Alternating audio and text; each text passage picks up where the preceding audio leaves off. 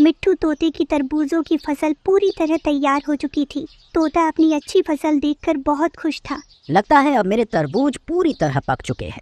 1-2 दिनों में मैं इन्हें बाजार में बेच दूंगा। तभी उधर से कालू और उसकी पत्नी गौरी निकल कर जा रहे थे। तोते के तरबूज देखकर वो दोनों वहीं रुक जाते हैं। वो दोनों पति पत्नी एक नंबर के चोर थे और हमेशा चोरियां करते रहते थे। कालू जी, देखो उस तोते के खेत में कितने बड़े और पके हुए तरबूज लगे हैं। तरबूज देखकर मेरे मुंह में तो पानी आ रहा है। लेकिन हम तरबूज कैसे चुराएंगे? वो तोता तो सारा दिन खेत में बैठकर तरबूजों की रखवाली करता रहता है। कालू जी, तोता इनकी रखवाली दिन में करता है, मगर हम ये तरबूज रात को चोरी करेंगे। इसका मतलब आज पूरी रात हम लोग मीठे तरबूजों की पार्टी करेंगे। फिर कालू और गौरी खुश होते हुए वहाँ से अपने घर चले जाते हैं। शाम हो जाती है। तोता अपने साथ एक पका हुआ तरबूज लेकर घर चला जाता है। मिट्ठू जी, हमारे खेत में तरबूज की फसल तैयार हो गई है क्या? हाँ हरियाली, ये देखो मैं तुम्हारे लिए एक पका हुआ तरबूज लेकर आया हूँ। फिर हरियाली वो तरबूज काट लेती है। अंदर से लाल और रस भरा तरबूज देखकर वो दोनों बहुत खुश होते हैं। हरियाली, इस बार हमारी तरबूज की फसल बहुत अच्छी तैयार हुई है। मैं इसमें से आधा तरबूज चिड़िया को भी दे आती हूँ, वो तरबूज खाकर बहुत खुश हो जाएगी। फिर हरियाली आधा तरबूज लेकर चिड़िया के घर चली जाती है। चिड़िया बहन, ये देखो मैं आपके लिए तरबूज लेकर आई हूँ। हरियाली बहन, आपका शुक्रिया। ये तरबूज तो बहुत मीठा होगा। आप दोनों ये तरबूज खा लो। कल हम लोग अपनी फसल काट रहे हैं, तुम दोनों भी आ जाना। काम में हाथ बटाना और जी भरकर तरबूज भी खाना। फिर हरियाली अपने घर चली जाती है। रात हो जाती है। गौरी, बहुत तेज भूख लगी है, अब जल्दी चलो मीठे तरबूज खाकर भूख मिटाते हैं। कालू जी, मुझे भी बहुत तेज भूख लगी है, चलो अब मीठे तरबूजों की पार्टी करेंगे। फिर वो दोनों पति पत्नी तरबूज चुराने के लिए निकल जाते हैं। तरबूज के खेत में जाकर इधर उधर देखकर वो एक तरबूज काट लेते हैं। तरबूज तो अनार की तरह लाल निकलता है। कालू जी, पहले हम लोग जी भरकर तरबूज खा लेते हैं, फिर बाद में घर ले जाएंगे। फिर गौरी दूसरा तरबूज काटती है जो अंदर से थोड़ा कम लाल था। फिर गौरी तीसरा तरबूज काटती है, वो भी कम लाल था। इस तरह गौरी बहुत सारे तरबूज काटकर बिगाड़ देती है। फिर सुबह होने से पहले वो दोनों तरबूज लेकर अपने घर चले जाते हैं। सुबह जब तोता अपने खेत पर जाता है तो अपनी फसल की ऐसी हालत देखकर वो रोने लगता है। मैं लुट गया, मैं तो बर्बाद हो गया। मिट्ठू की आवाज़ सुनकर कबूतर वहाँ आता है। किसी चोर ने मेरी सारी फसल उजाड़ दी और सारे तरबूज खराब कर दिए। मिट्ठू, ऐसे रोने से कुछ नहीं मिलेगा। चिड़िया के पास एक लोहे का फंदा है, तुम वो फंदा लाकर खेत में लगा दो, फिर जो भी चोर होगा वो पकड़ा जाएगा। कबूतर की बात तोते को अच्छी लगती है। फिर वो चिड़िया से फंदा लेने चला जाता है। चिड़िया बहन, मुझे अपना लोहे वाला फंदा दे दो। अगर आज रात चोर को नहीं पकड़ा तो वो मेरा पूरा खेत बर्बाद कर देगा। तोते भैया, इस फंदे को लगाना सिर्फ मैं ही जानती हूँ। मैं आपके साथ जाकर आपके खेत में ये फंदा लगा देती हूँ। फिर चिड़िया तोते के साथ उसके खेत में जाकर तरबूजों के बीच में छुपाकर वो फंदा लगा देती है और फिर अपने घर चली जाती है। जब रात होती है तो गौरी और कालू फिर से तरबूज चुराने तोते के खेत में चले जाते हैं। तरबूज देखकर उन दोनों की भूख और तेज हो जाती है। फिर जैसे ही गौरी तरबूज तोड़ने जाती है वो चिड़िया के बिछाए हुए फंदे में फंस जाती है और साथ ही सायरन भी बजने लगता है। फिर तोता, तोती, कबूतर और चिड़िया सभी डंडा लेकर वहाँ आ जाते हैं। फिर वो सब कालू और गौरी को गुस्से में पीटने लग जाते हैं और उन दोनों को मार मार कर बंदर बना देते हैं। कालू जी, अब मैंने सोच लिया है, आज के बाद कभी चोरी नहीं करूंगी। कालू जी, आपको ज्यादा चोट तो नहीं लगी? गौरी, इन लोगों ने मार मार कर हम लोगों को बंदर बना दिया और तुम पूछ रही हो कि चोट तो नहीं लगी। कालू, अगर किसी के खेत में चोरी करोगे तो पिटाई तो लगेगी ही। अगर फिर से चोरी करते हुए पकड़े गए तो अगली बार छोड़ेंगे नहीं, जान से ही मार देंगे तुम दोनों को। फिर कालू और गौरी दर्द से कराहते हुए अपने घर चले जाते हैं। तोते भैया, लगता है ऐसी पिटाई के बाद गौरी और कालू अब चोरी करना भूल जाएंगे। कालू जी ना तरबूज खाने जाते और ना ही दर्द से मर रहे होते। रात को तरबूज चुराने का आइडिया तो तुमने ही दिया था ना गौरी। इस तरह कालू और गौरी को चोरी करने की सजा मिलती है। प्यारे दोस्तों, अगर कहानी अच्छी लगी तो इस कहानी को लाइक और दोस्तों को शेयर करना बिल्कुल मत भूलना। आपका धन्यवाद। 2 दिन से भूखा कालू भोजन की तलाश में इंसानों की बस्ती में एक पेड़ पर बैठा हुआ था। सामने एक इंसान अपनी दुकान पर गरम गरम समोसे बना रहा था। गरम समोसे देखकर कालू के मुंह में पानी आ रहा था। इन गरम समोसों की खुशबू मेरी भूख और बढ़ा रही है, मगर मैं अकेले ये समोसे नहीं चुरा सकता। मुझे किसी की मदद लेनी होगी, तभी मैं समोसे चुरा सकता हूँ। ये सोचकर कालू चिड़िया के पास जाता है। चिड़िया बहन, अब इस जंगल से भोजन मिलना बहुत मुश्किल है। ना तो अब दाना मिल रहा है और ना ही फल मिल रहे। मैं तो 2 दिनों से बहुत भूखा हूँ। कालू भैया, मैंने भी कल से कुछ नहीं खाया, मुझे भी बहुत तेज भूख लग रही है। चिड़िया बहन, मेरे पास एक उपाय है। अगर तुम मेरा साथ दो तो हम दोनों का पेट भर सकता है। ये सुनकर चिड़िया बहुत खुश हो जाती है। जल्दी से बताओ कालू भैया, क्या उपाय है?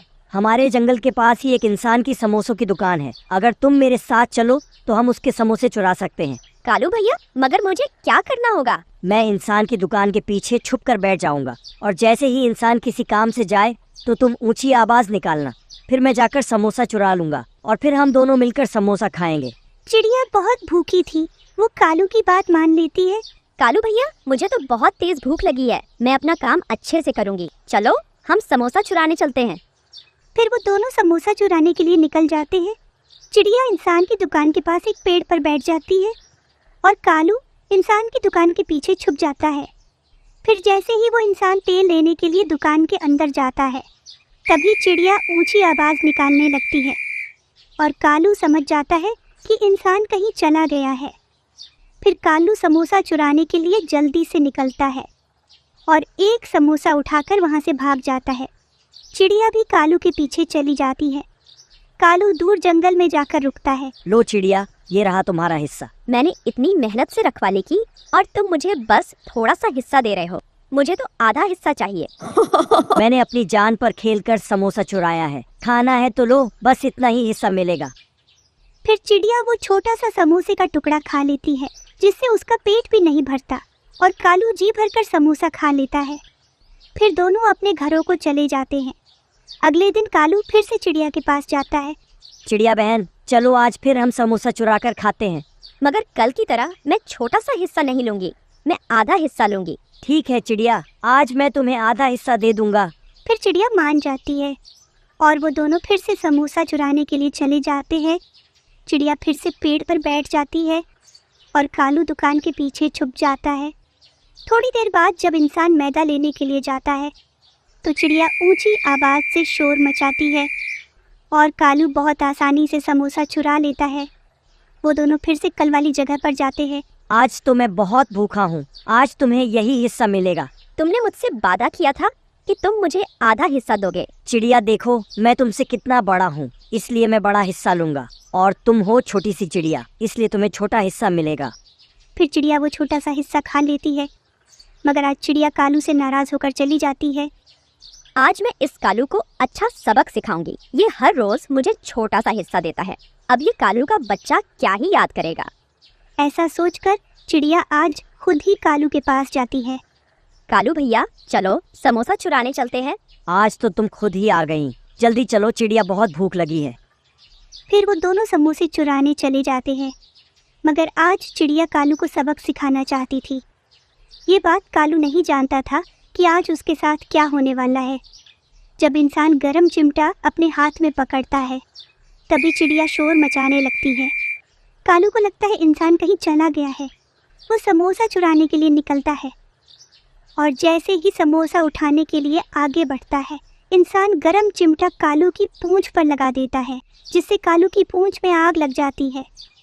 फिर चिल्लाता हुआ कालू वहां से भागता है। चिड़िया भी हंसती हुई उसके पीछे चली जाती है।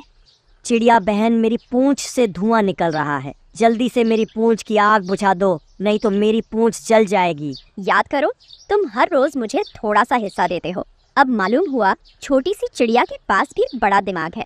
अब जलेगी तुम्हारी पूंछ और मैं मजे मारूंगी। फिर कालू वहां से भाग जाता है और नदी में कूदकर अपनी पूंछ की आग बुझाता है, मगर तब तक कालू की आधी पूंछ जल जाती है। इस तरह कालू को उसके किए की सजा मिलती है। प्यारे दोस्तों, इस कहानी को लाइक और चैनल को सब्सक्राइब करना बिल्कुल मत भूलना। आपका धन्यवाद। पापा चिड़िया कई दिनों से बीमार थे। गुड़िया के पापा, अब तो घर में राशन भी खत्म हो गया है। अगर हम लोग ऐसे ही बैठे रहे तो बच्चों को क्या खिलाएंगे? हमारे परिवार में मम्मा पंछी बाहर के काम नहीं करती, सब लोग बातें करेंगे। जो बातें करेंगे वो हमारे पास कभी ये तो पूछने नहीं आएंगे कि हमारे पास कुछ खाने को है या नहीं। आप मुझ पर भरोसा रखें और मुझे काम करने जाने दें। मम्मा मुझे भूख लगी है, मम्मा कुछ खाने को दो ना। जब पापा चिड़िया अपने भूखे बच्चों की तरफ देखता है तो फिर मम्मा चिड़िया से कहता है, ठीक है गुड़िया की मम्मा, जब तक मैं ठीक नहीं हो जाता तब तक आप काम कर लो। मगर आप क्या काम करोगी? मैं फूलों से बहुत सुंदर टोकरियां बना सकती हूँ, ऐसी टोकरियां जो पूरे जंगल में नहीं मिलती। क्या ये काम चलेगा? ये तो बहुत छोटा सा काम है। गुड़िया के पापा, कोई भी काम छोटा या बड़ा नहीं होता, बस मेहनत जरूरी होती है। फिर मम्मा चिड़िया अपने घर से निकलती है। मम्मा चिड़िया अपने फूलों के बगीचे में जाती है। फिर कुछ लचीले तिनके लेकर उनमें कई तरह के रंग बिरंगे फूल लगाकर टोकरियां बनाना शुरू करती है और फिर वो टोकरियां लेकर जंगल में बेचने के लिए निकलती है। रंग बिरंगे फूलों से बनी टोकरियां, सुंदर सुंदर टोकरियां। चिड़िया बहन, आपकी फूलों की टोकरियां तो बहुत सुंदर है। एक टोकरी कितने रुपए की दी है? हरियाली बहन, ये टोकरी मैंने बहुत मेहनत से बनाई है, केवल 50 रुपए की है एक टोकरी। फिर हरियाली तोती चिड़िया से एक टोकरी ले लेती है। मम्मा चिड़िया शाम तक जंगल में टोकरियां बेचती है और फिर शाम को अपनी कमाई से घर के लिए कुछ राशन ले लेती है। चिड़िया आज बहुत खुश थी क्योंकि आज वो अपने बच्चों के लिए भोजन लेकर जा रही थी। गुड़िया की मम्मा, कैसा रहा आज का काम? गुड़िया के पापा, आज पूरी 5 टोकरियां बिकी हैं। कल मैं दूसरे जंगल में जाऊंगी और वहाँ के पंछी मेरी टोकरियां बहुत पसंद करेंगे। मम्मा आप हम लोगों के लिए क्या लाई हो? आज मैं अपने बच्चों के लिए भोजन लाई हूँ। चिड़िया अपने बच्चों को भोजन दे देती है। कई दिनों से भूखे बच्चे मजे से खाना खाने लगते हैं। दूसरे दिन मम्मा चिड़िया अपनी टोकरियां लेकर दूसरे जंगल जाती है। वहाँ उसे एक गौरी कौवी मिलती है। चिड़िया मुझे एक फूलों की टोकरी दे दो। गौरी बहन, ये टोकरी 50 रुपये की है। मैं अभी घर जाकर तुम्हारे पैसे लाकर देती हूँ। मैं जब घर से निकली थी तो पैसे घर पर ही भूल गई थी। फिर गौरी झूठ बोलकर चिड़िया से टोकरी लेकर चली जाती है। देखो कालू, आज मैं एक चिड़िया को पागल बनाकर आई हूँ। मैंने तो उससे फ्री में टोकरी ले ली। बेचारी चिड़िया। ये फूलों से बनी टोकरी तो बहुत ज्यादा सुंदर लग रही है। शाम तक मम्मा चिड़िया उसी जगह बैठकर गौरी का इंतजार करती है, मगर गौरी कहाँ आने वाली थी। वो गौरी अभी तक लौटकर नहीं आई। शायद वो झूठ बोलकर चली गई। अंधेरा हो रहा है, अब मुझे घर जाना होगा। उस दिन मम्मा चिड़िया बहुत दुखी थी क्योंकि आज उसकी एक ही टोकरी बिकी थी, वो भी गौरी उससे फ्री में ले गई थी। मम्मा चिड़िया जब घर वापस आ रही थी तभी उसे नदी में एक बच्चे की आवाज़ सुनाई देती है। कोई मुझे बचा लो, मैं नदी में डूब जाऊंगा। वो बच्चा डूब रहा था। ये सब देखकर चिड़िया अपनी टोकरी नदी में उस बच्चे के पास फेंक देती है। फिर वो बच्चा उस टोकरी में बैठ जाता है। हवा से तैरती हुई वो टोकरी किनारे पर आ जाती है। आंटी जी आप बहुत अच्छी हैं, आपने मेरी जान बचाई है। चलो बेटा, मैं आपको घर छोड़ देती हूँ। फिर मम्मा चिड़िया उस बच्चे को लेकर उसके घर चली जाती है। पापा, मैं तो नदी में डूबने ही वाला था, तभी आंटी ने अपनी टोकरी नदी में गिराकर मेरी जान बचा ली। पति जी, आप इस चिड़िया को कुछ पैसे दे दो, इसने हमारे बच्चे की जान बचाई है। नहीं कबूतर भैया, मैं भिखारिन नहीं हूँ। मैं अपनी टोकरियाँ बेचकर मेहनत से कमाई करती हूँ। क्या ये टोकरियाँ आपने बनाई हैं? हाँ कबूतर भैया, मैं फूलों से टोकरियाँ बनाकर बेचती हूँ। मेरी शहर वाले जंगल में बड़ी दुकान है, ये टोकरियाँ वहाँ पर बहुत पसंद की जाएंगी। आप ये दोनों टोकरियाँ मुझे दे दें। फिर कबूतर चिड़िया से दोनों टोकरियाँ 100 रुपये में खरीद लेता है और चिड़िया खुश होकर अपने घर चली जाती है। दूसरे दिन जब कबूतर अपनी दुकान पर वो टोकरियाँ रखता है तो कुछ ही देर में वो टोकरियाँ अच्छी कीमत में बिक जाती है। कमाल है, चिड़िया की टोकरियाँ तो बहुत जल्दी बिक गईं। दूसरे दिन चिड़िया अपने घर में अपने पति से बातें कर रही थी, तभी दरवाजे पे दस्तक होती है। कबूतर भैया, आप यहाँ कैसे? चिड़िया बहन, अब आपको अपनी टोकरियाँ बेचने के लिए जंगल जाने की जरूरत नहीं है। अब आप जितनी भी टोकरियाँ बनाओगी मैं आपके घर आकर ही ले जाया करूँगा। ये सुनकर चिड़िया बहुत खुश हो जाती है। ऐसे चिड़िया का टोकरियों का कारोबार अच्छा चलने लगता है और चिड़िया अपने परिवार की सारी खुशियाँ पूरी करती है। प्यारे दोस्तों, इस कहानी को लाइक एंड दोस्तों को शेयर करना बिल्कुल मत भूलना। आपका धन्यवाद।